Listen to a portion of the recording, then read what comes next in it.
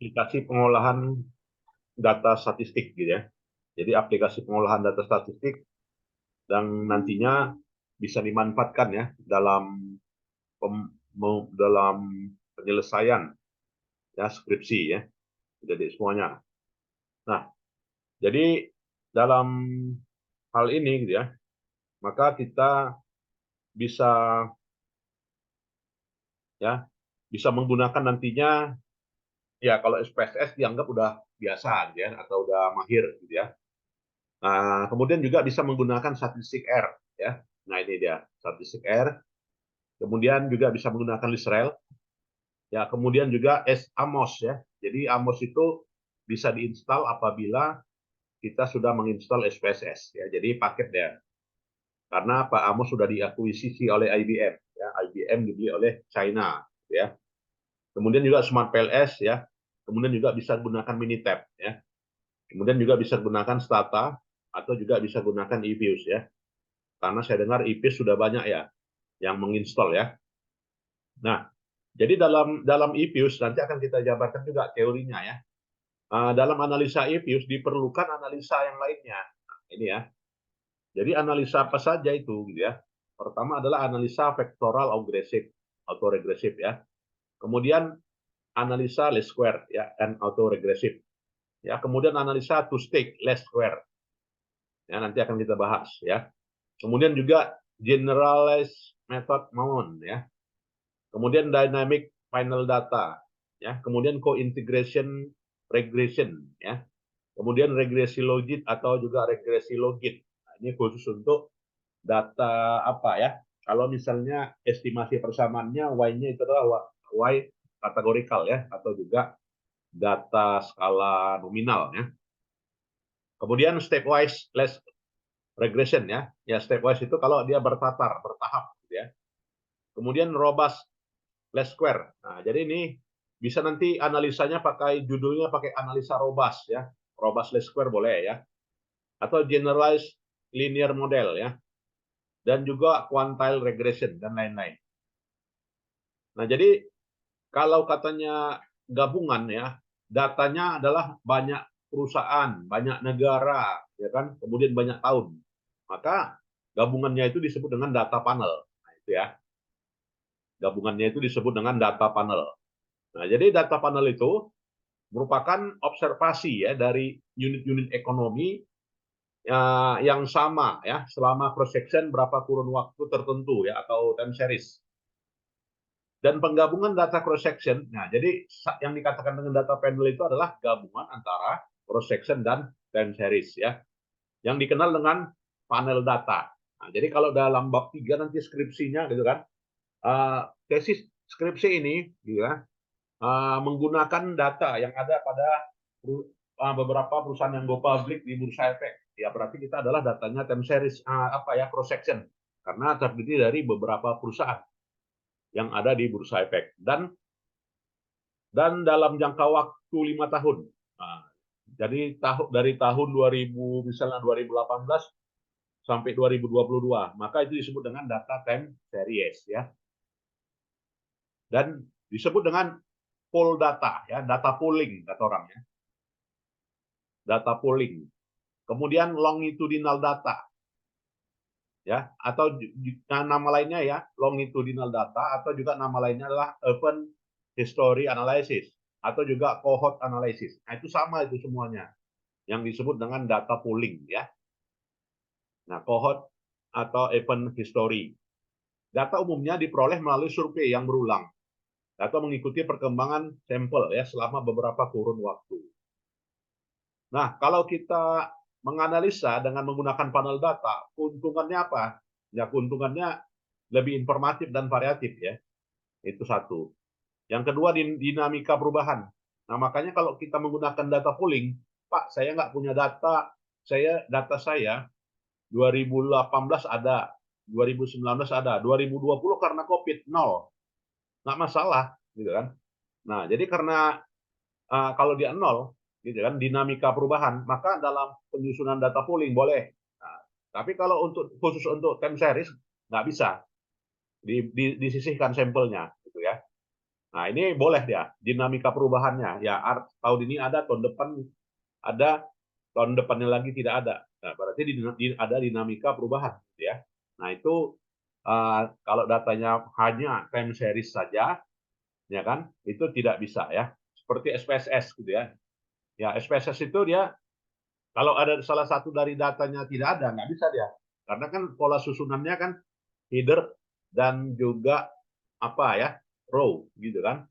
Nah, kalau dalam apa? Dalam EBIUS tidak gitu kan. Dia tahunnya ke bawah, kemudian kumpulan perusahaan atau kumpulan negara, kemudian variabelnya ke kanan.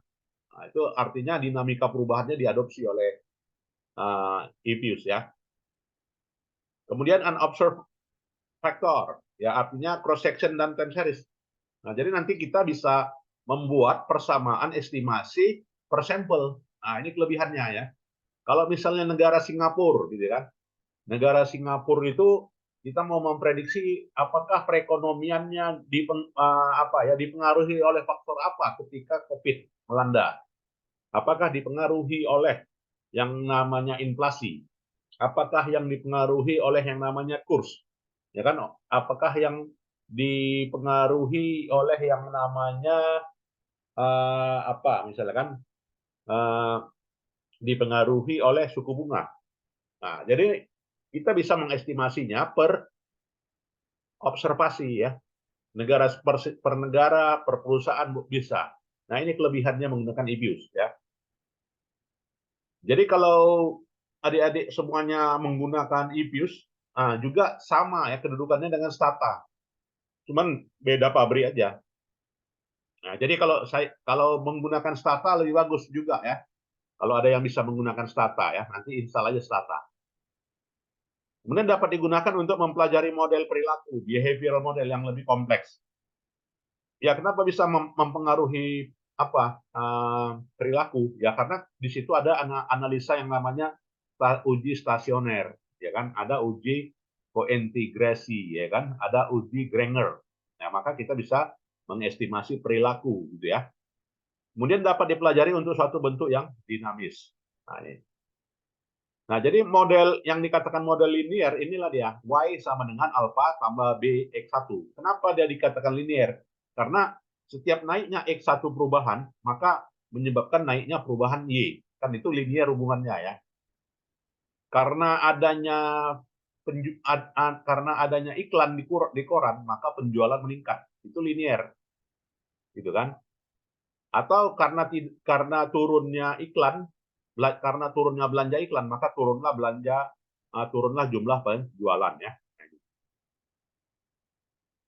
Oke, linear namanya. Nah, langkah-langkah dalam melakukan analisa panel inilah ya. Jadi kita harus melakukan studi pustaka. Nah, maka dalam hal ini studi pustaka itu berupa literatur review, telaah literatur, gitu ya. Dan identifikasi variabel penelitian, pembentuk model. Oke. Kemudian juga adalah metode estimasi. Nah, jadi kita estimasinya kalau di dalam yang namanya analisa polling, ya data polling, itu kita bisa lakukan data panel itu estimasi 3, yaitu estimasi common effect, estimasi fixed effect, dan estimasi random effect. Nah, untuk menentukan metode yang mana kita pakai, common effect, fixed effect, atau juga random effect, ya kan? Maka nantinya harus ada yang namanya uji Chow. Ya kan, ada uji Lengring dan ada uji Hausman. Ya kan? Nah, dari kriteria uji Chow, uji Lengring, multiplier dan uji Hausman itu akan dapat nantinya menentukan kita menggunakan metode common effect, fixed effect, atau juga random effect gitu ya. Dan ketika sudah terpenuhi model itu, maka kita tentukan uji spesifikasinya. Baru kita buatlah persamaannya. Ya kan? Inilah dia estimasi pengujian hipotesa. Lantas kita ambil kesimpulan dan syarat. Nah, ini langkahnya kalau kita melakukan analisa data time series ya, atau data panel. Nah, itu ya. Nah, jadi untuk analisa regresi data panel di sini gitu ya. Itu kalau kita tentukan common effect, fixed effect, dan juga random effect gitu ya, maka kita harus lakukan namanya uji Chow, uji Lagrange, dan uji Hausman. 3 itu harus dilakukan ya. Jadi kalau katanya nanti hasil ada kriteria masing-masing ya kan. Kalau uji Chow-nya signifikan, maka nanti menggunakan fixed effect. Atau uji Hausman-nya juga signifikan, maka uji fixed effect gitu kan. Nah, selain dari itu ya syarat dari apa ini yang namanya data bundle, kita lakukan dua langkah ya, yaitu kalau regresi biasa ya kan, ini disebut dengan full regression gitu ya. Jadi kalau dia full regression, dua tahapan yang harus kita lalui, yaitu tahapan uji asumsi klasik dan tahapan penentuan model estimasi. Nah, dua-duanya harus dilakukan ya. Jadi nanti salah kalau misalnya Pak, saya menggunakan data panel, tetapi saya tidak melakukan yang namanya metode estimasi, fixed effect, random effect, common effect, maka harus dilakukan, ya kan? Nah, selain itu juga ketat ya, asumsi klasik. Nah, jadi nanti menggunakan uji asumsi klasik, mau kita menggunakan pendekatan skewness, ya kan? Boleh kita menggunakan pendekatannya apa ya? Kalau dia Kolmogorov Smirnov itu pakai SPSS gitu ya. Tapi kalau menggunakan normalitas, nantinya kita menggunakan pendekatan misalnya skewness and kurtosis gitu ya. Atau menggunakan Jerquibera. Harus dilakukan itu. Ya, maka papernya kemarin harus ada buat yang namanya penentuan metode estimasi dan penentuan pengujian asumsi klasik ya. Nah, jadi dua-duanya harus dibuat di dalam menggunakan IPIS atau menggunakan Stata ya.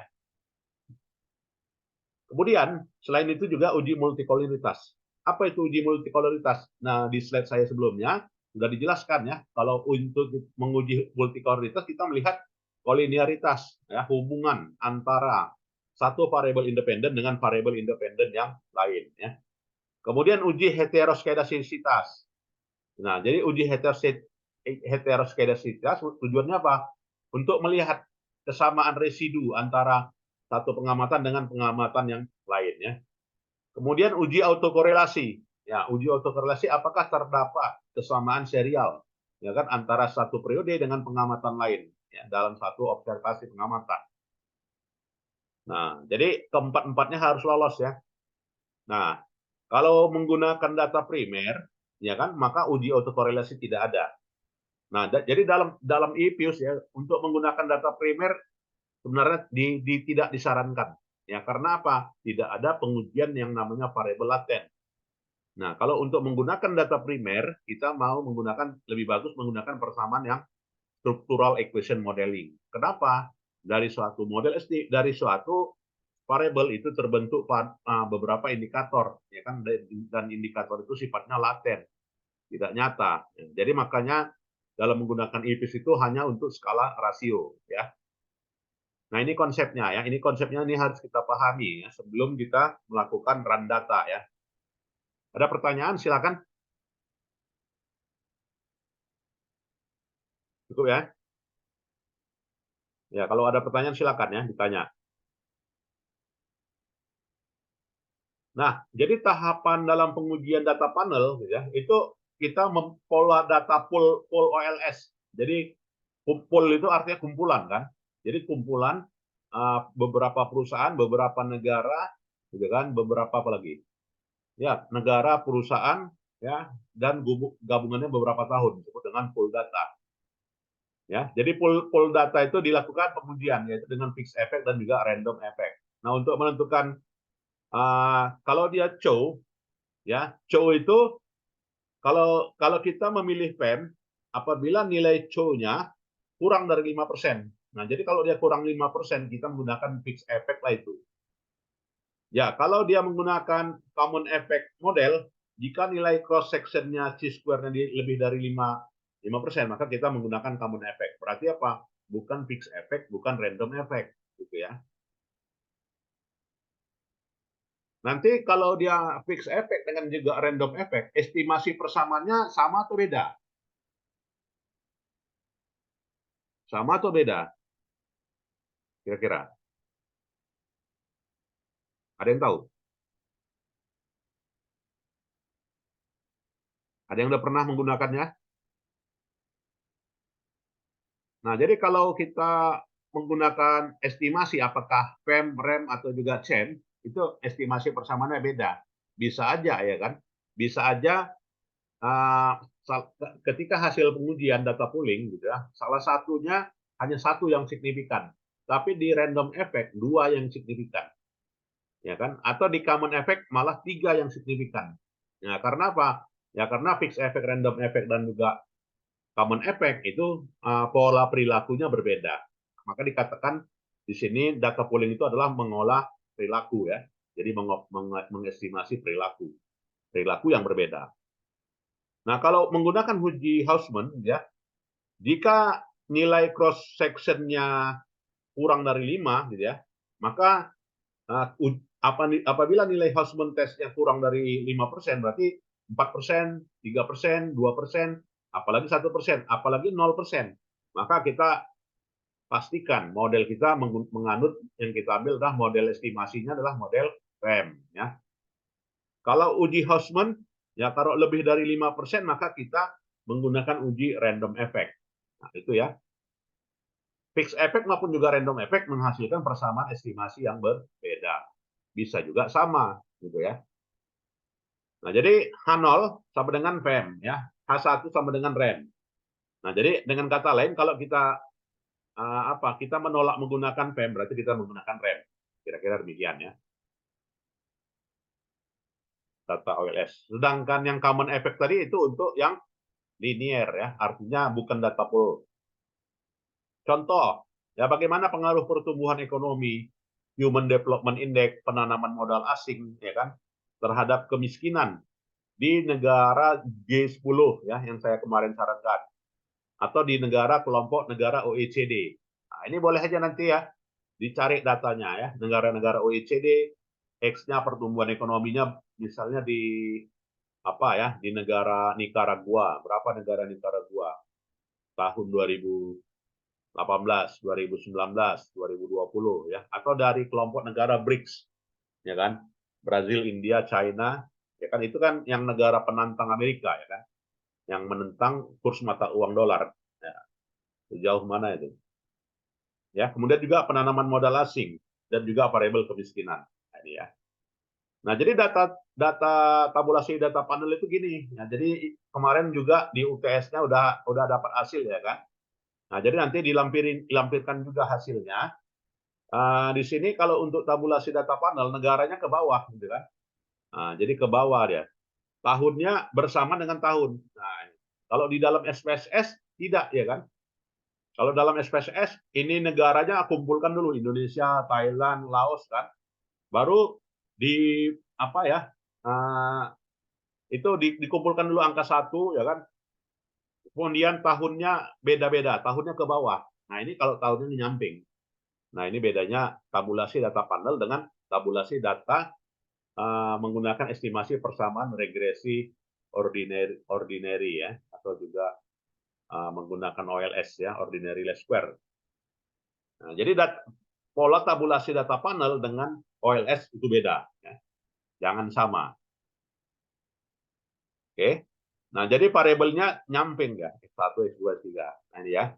Jadi nanti sekalian setiap mengolah data, ya kalau katanya tadi, Pak, kami biasa menggunakan IPUS saja. Boleh, ya. Nanti yang sejenis IPUS ada Stata. Kalau bila perlu pun juga menggunakan statistik R, ya lebih bagus. Nanti kita singgung juga tentang statistik R ya. Jadi input data panel ya. Jadi input data panel itu di input ya gini, ya artinya ketika buka IPUS ya, sekarang IPUS itu pun juga banyak jual kok ya, yang murah, yang bajakan, yang semuanya ya. Nah, setelah itu ya kita pilih metodenya, ya kita pilih metodenya, lantas periodenya kita tentukan, nah, tahun berapa ke tahun berapa. Saya kemarin menyarankan 10 tahun ya kan, nah 10 tahun lah minimal itu. Nah, setelah diinput maka nantinya kita punya data, ya kan, datanya dalam bentuk kuning seperti ini. Nah, ya. Selanjutnya dari data itu, gitu ya, ya dia diproses, sehingga modelnya seperti berikut. Setelah itu Nah, ketika data itu diklik, akan muncul seperti ini. Jadi bisa kita lihat langsung datanya, mana yang kosong, mana yang belum ada variabelnya, dapat ya. Lantas kita tentukan estimasi, ya common effect. Ya, nah sebagai berikut. Jadi memang dengan menggunakan metode estimasi E-Fuse ini langsung kita buat persamaan. Ya, jadi ada namanya menu equation estimation. Nah, jadi dalam menu estimation equation maka kita melakukan model. Tahunnya di bawah, ya. Ini tahunnya di bawah. Ya, jadi periodenya kapan? Kalau kita salah input periode, maka nanti salah baca datanya. Nah, itu ya, salah baca datanya. Setelah itu kita tentukan estimasi. Nah, ini ya, apakah dia menggunakan fixed effect. Nah, kalau dia fixed effect, maka estimasinya ada ya. Estimasinya ada. Nah, sehingga muncul langsung ya klik estimation-nya langsung dia muncul hasil. Nah, ini kesederhanaan menggunakan E-Fuse ya. Atau juga Stata. Nah, silakan nanti adik-adik menggunakan E-Fuse atau juga menggunakan Stata ya. Silakan. Nah, kemudian juga uji cow. Tadi kriterianya kalau uji cow itu kurang dari 5%, kita modelnya adalah model PEM. Kalau dia menggunakan model CHAM, kita nilai signifikansinya lebih dari 5%, berarti random effect kan. Nah, jadi untuk mengestimasi uji cow itu mana menunya? Ya, menunya dari ini fixed effect, random effect, testing. Nah, gitu ya. Apakah menggunakan cow? Ya. Nah, dites itu hasilnya ya. Kemudian uji Hausman. Jadi Hausman model, Hausman effect test. Nah, ini dites ya. Dari menunya dari mana ya? Dari sini menunya. Ya, sebenarnya kalau ini tinggal kita rajin aja ya, mengklik-klik menunya, dapatlah semua hasilnya. Ya. Kemudian uji rank multiplier. Nah, rank multiplier itu dari sini LM test ya. Oke. Kemudian estimasi hasil persamaannya sebagai berikut. Nah, jadi kita estimasi. Jadi di koefisiennya ini negatif ya. Negatif 0,45 growth. Ya, kemudian HD negatif juga, ya kan? Kemudian PMA negatif juga. Jadi kalau teorinya gimana? Ya, artinya pertumbuhan ekonomi turun, maka kemiskinan meningkat. Nah, itu pasti hubungan yang berlawanan arah ya. Karena apa? Ya, kalau ini Y-nya itu adalah pertumbuhan ekonomi, lantas di sini negatif, maka bertolak arah dengan teori. Sementara ini sejalan dengan teori ya kan. Pertumbuhan rendah, kemiskinan meningkat. Ya kan? Apabila tingkat investasi asing yang nggak ada di suatu negara, maka kemiskinan meningkat. Maka negara yang yang banyak mengundang investor itu selalu kemiskinannya rendah karena peluang kerja terbuka ya kan, sehingga orang banyak bekerja ya. Kemudian juga PMA. Ya, PMA-nya gitu ya. Dan hasil estimasinya ini. Jadi nanti hasil estimasinya ada yang namanya R square. Ya, jadi kalau kita menggunakan yang namanya adjusted R square, maka kita menggunakan yang lebih dari satu variabel. Berarti model 84,42%. Sedangkan sisanya di luar model. Nah, ini kalau yang namanya R square ini ada nilainya, ya berarti suatu model estimasi itu, ya kan, itulah variasi variabel independennya mampu menjelaskan variabel dependennya, ya 84,42%. Sisanya itu selalu ada, ya. Jarang-jarang persamaan estimasi itu 100%. Ya, karena kalau dia 100%, berarti estimasinya akurat kali gitu ya. Nggak mungkin gitu kan. Estimasi ilmu ekonomi itu ada asumsi ya kan, ada ada kriteria ya, sehingga nilainya itu selalu ada nilai sisa ya, maka diketahui yang namanya galat ya, atau dikatakan residual ya. Nah, ini. Dan estimasi rem juga sebagai berikut ya. Ini. Nah, jadi ini modal nyusun skripsinya udah ada ya. Dan kemudian uji normalitas kita menggunakan uji Jar-Kuybera ya. Apabila signifikan, maka normalitasnya artinya residualnya berada di garis normal ya. Ini. Jadi normalitas wajib lakukan ya. Dan uji normalitasnya akan memunculkan gambar dan juga menggunakan hasil statistik ya. Kalau di dalam SPSS itu ada yang namanya uji scatter plot. Ya kan ada yang namanya uji Kolmogorov-Smirnov. Nah, di dalam IPUS itu adalah Jakubera. Ini ya. Kemudian uji multikolinitas ya. Uji multikolinitas dari menunya ini ya, dari menu collinearity. Nah, diuji. Kalau dia nilainya di atas 80%, ya berarti terjadi hubungan yang nyata antara satu variabel independen dengan variabel independen yang lain. Ya. Jadi antar X ya. Ada yang mau bertanya? Silakan.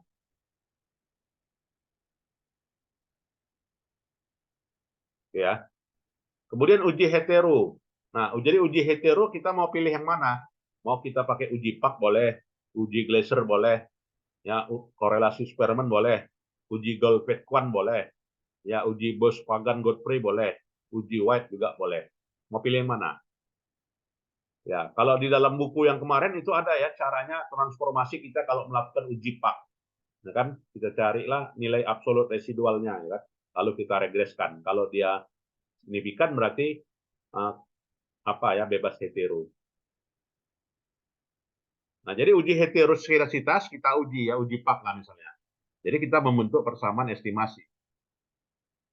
Nah, ada pertanyaan silakan. Cukup jelas ya. Ya, kemudian uji autokorelasi. Nah, jadi uji autokorelasi yang kita kenal pakai uji apa? Nah, ada yang namanya uji varian inflation factor, ya kan? Dan ada yang namanya tolerant value. Nah, antara varian inflation factor dan dan tolerant value itu tersedia pada output IPUS ya. Nah, jadi kalau kita menggunakan yang namanya Durbin-Watson.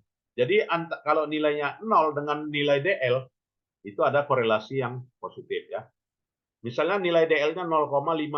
Nah, di antara 0 sampai 0,5 misalkan 0,2. Berarti ada korelasi positif. Nah, kalau dia korelasi positif bagaimana caranya? Harus bebas yang namanya uji autokorelasi ya. Ya untuk apa ya common effect. Tapi kalau fixed effect dengan random effect nggak perlu kita lakukan yang namanya uji asumsi klasik ini. Ya uji asumsi klasik tadi ada 4 ya, yaitu uji heteroskedasitas, autokorelasi, ya uji normalitas dan uji apa ya uji autokorelasi. Ada yang mau bertanya? Silakan. Ya, jadi uji autokorelasi akan muncul sebagai berikut ya. Jadi ada dapat nilai DU, ya kan nilai DL kan nilai DW. DW ini udah otomatis dihasilkan dari persamaan ya. Sedangkan nilai DU dari mana? Dari tabel Durbin. Nah, jadi boleh aja nanti di search di Google gitu kan. Carilah tabelnya Durbin Watson ya.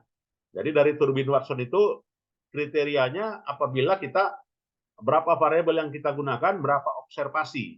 Nah, jadi namanya bukan sampel ya, tapi observasi.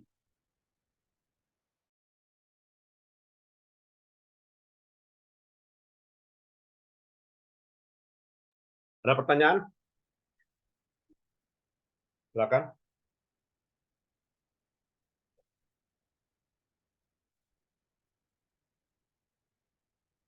Nah, jadi kita buat kesimpulannya. Jadi kalau kesimpulannya di tengah-tengah dia antara 1,6 dengan 2,3. Kenapa dia 1,6? Karena 1,6 ini adalah nilai Durbin upper DU ya. Sedangkan nilai Durbin lowernya 1, apa ya? 1,7. Nah, nilai Durbin Watsonnya 1,7. Sedangkan 4 kurang DU-nya ya jadi 4 dikurangi 1,6739. Dapatlah 2304. Nah, kalau di tengah-tengah berarti bebas autokorelasi ya. Nah, ini. Nah, itulah ya yang terkait dengan persamaan ini. Silakan ada yang mau berdiskusi. Ada? Adik-adik semua cukup jelas ya. Dan ini cukup menarik saya kira. Kalau mau kita lakukan estimasi ya.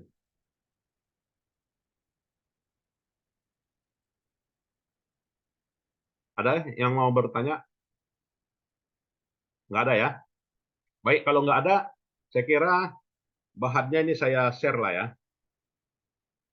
Saya share supaya bisa kita pelajari ya.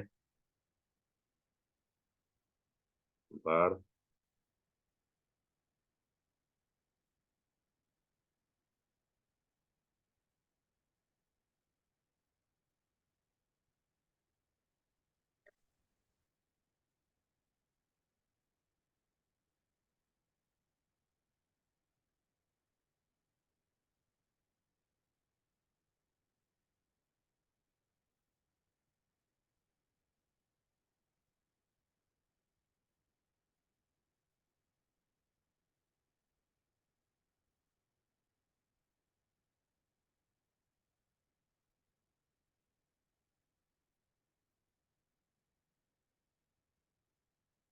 Oke ya, silakan di-download datanya. Nah, bahan bahan perkuliahannya. Baik, ada pertanyaan silakan adik-adik semuanya.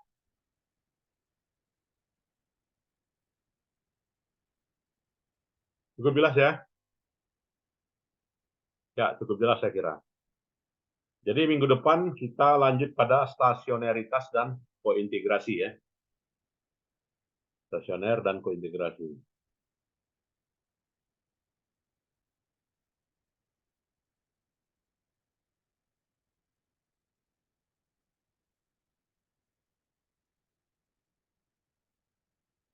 Ya, saya kira itu sajalah ya perkuliahan kita dan kita lanjutkan minggu depan ya.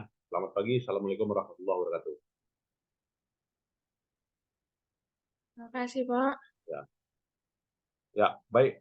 Boleh meninggalkan ruangan ya yang udah download datanya.